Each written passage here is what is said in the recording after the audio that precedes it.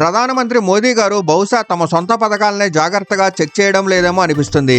ఏ పథకానికైనా పేరు ముందు పీఎం ఉంటేనే అది తప్పకుండా సరైనది అవ్వాల్సిన అవసరం లేదు. ఇండియాలో ఒక ప్రభుత్వ విభాగం ఉంది, భయంకరమైన లెవెల్లో కఠినంగా వ్యవహరించే సిఏజీ.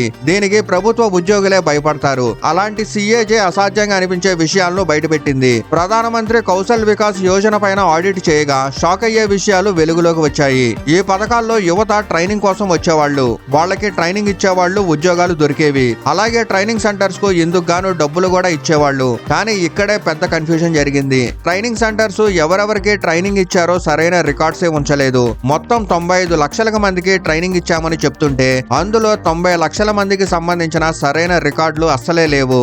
రికార్డ్స్ లో అర్థం లేని రోల్ నెంబర్స్ రాసి పెట్టారు. ఎక్కడ ట్రైనింగ్ జరుగుతుందో అక్కడ చెక్ చేయాల్సి ఉంటుంది. కానీ ఒక ఇన్స్పెక్టర్ కేవలం 12 సెకండ్స్ లో చెకింగ్ పూర్తి చేసినట్లు రికార్డులు ఉన్నాయి. అంటే లోపలికి అడుగుపెట్టి బయటికి వచ్చేసాడన్నట్టు చూపించారు.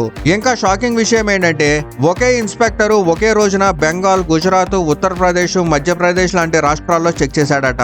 ఇది రియాలిటీగా సాధ్యం. ట్రైనింగ్ పొందిన యువకులు ఒకే ఫోటోను అనేక చోట్ల అతికించినట్లు తెలిసింది. నిజంగా ట్రైనింగ్ సరిగ్గా ఇచ్చారా లేదా అన్నదానికి సంబంధించిన డేటా కూడా లేదు. చాలా చోట్ల రికార్డ్సే ఉంచలేదు. ఇలాంటి విషయాలను ప్రతిపక్షాలు గట్టిగా లేవనెత్తాలి. కానీ వాళ్ళు మాత్రం సినిమాల వెనక పడిపోయారు. ప్రజలు సీరియస్ గా స్పందించని అర్థం లేని విషయాలపైనే లేపుతున్నారు. ఈ ముఖ్యమైన జాతీయ స్థాయి అంశాలను వదిలేసి ఇతర నాన్ సెన్స్ విషయాలపైన దృష్టి పెడుతున్నారు. దేశవ్యాప్తంగా జరిగే పథకాల్లో ఇలాంటి అవకతవకలు జరగడం నిజంగా నమ్మశక్యం కాని విషయం. ఇది దాదాపు 15,000 కోట్ల రూపాయల స్కామ్ అని తెలుస్తుంది.